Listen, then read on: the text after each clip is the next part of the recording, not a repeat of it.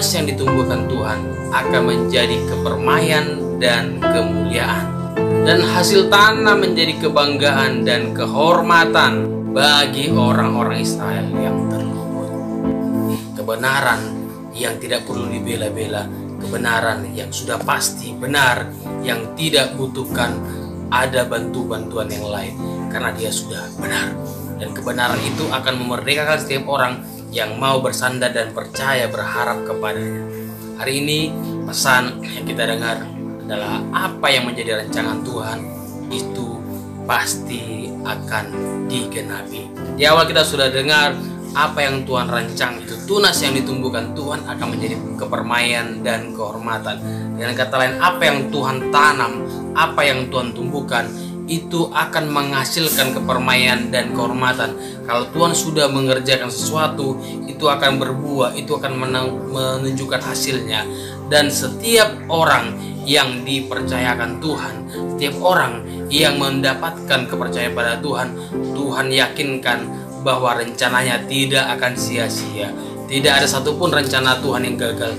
Tidak ada rencananya yang bisa digagalkan manusia. Sekalipun iblis coba gagalkan, rencana Allah pasti akan digenapi. Pada waktu Allah ingin bekerja melakukan keselamatan bagi dunia, iblis berusaha untuk menggagalkannya, yaitu untuk dengan merusak manusia pertama, yaitu Adam dan Hawa di Taman Eden. Iblis berpikir semua sudah gagal.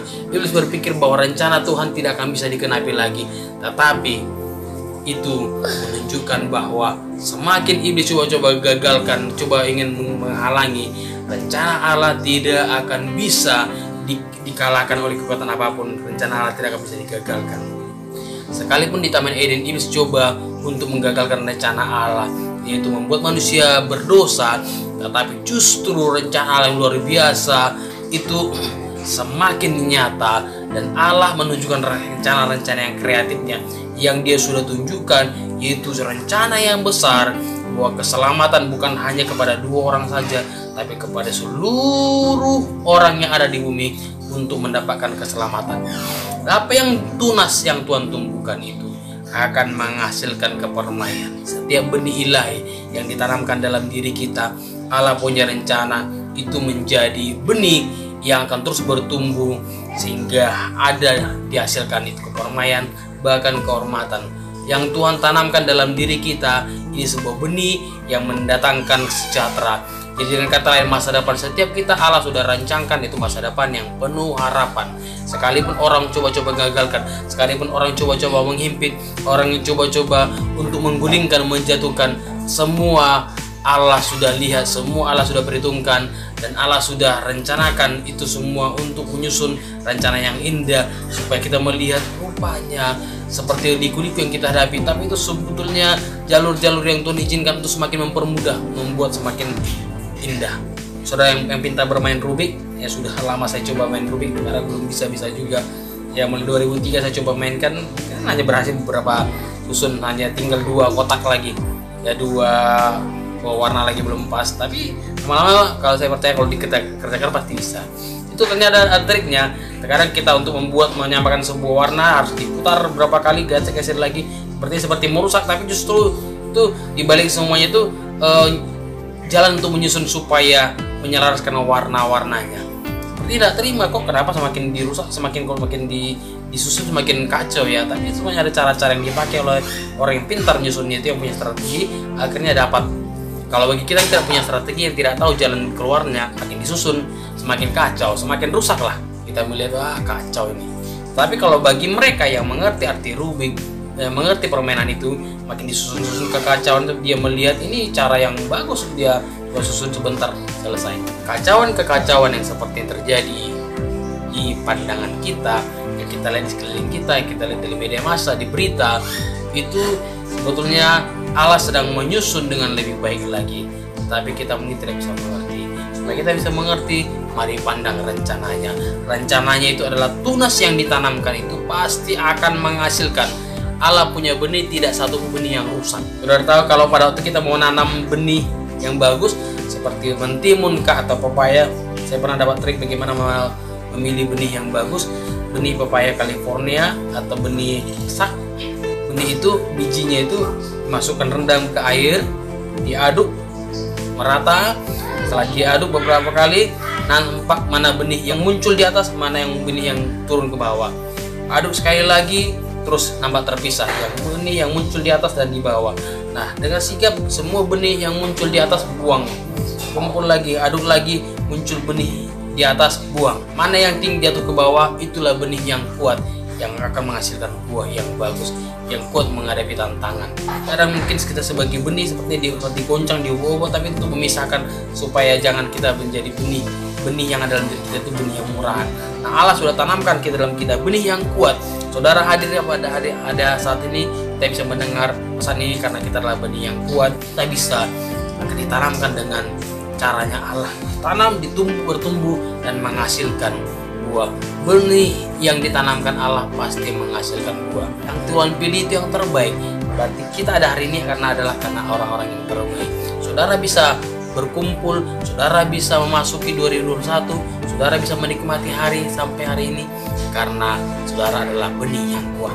Katakan kepada diri saudara, aku adalah benih yang kuat.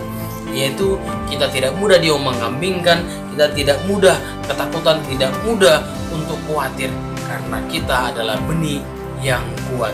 Pesan yang kita baca tadi dalam Yesaya, kalau petani yang pintar dia akan tanam melihat situasi, dia pintar menanam tempat pada waktunya. Kalau saudara tidak mengerti bercocok tanam, asal tanam saja, asal tusuk saja ke lubang masuk, asal penting ada bentuk tanah masukkan saja.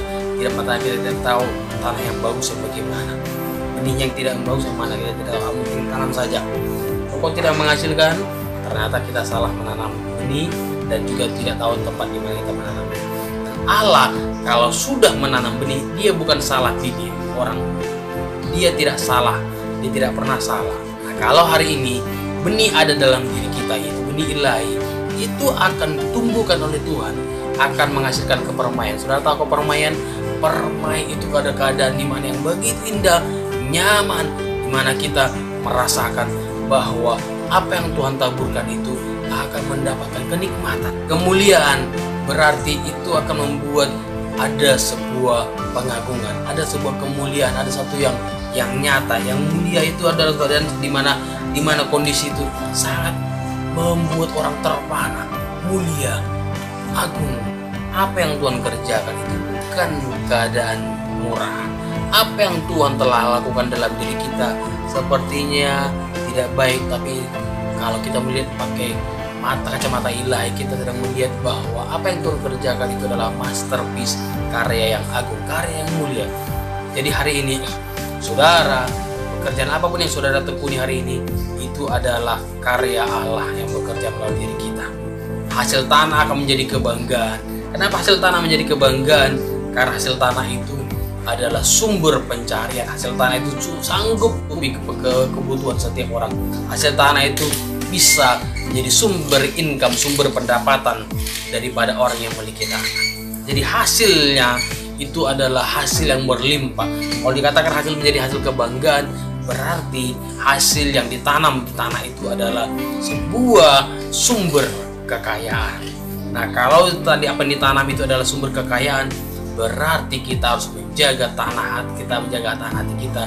Karena dalam hati kita ini tanah, kita terbuat dari tanah.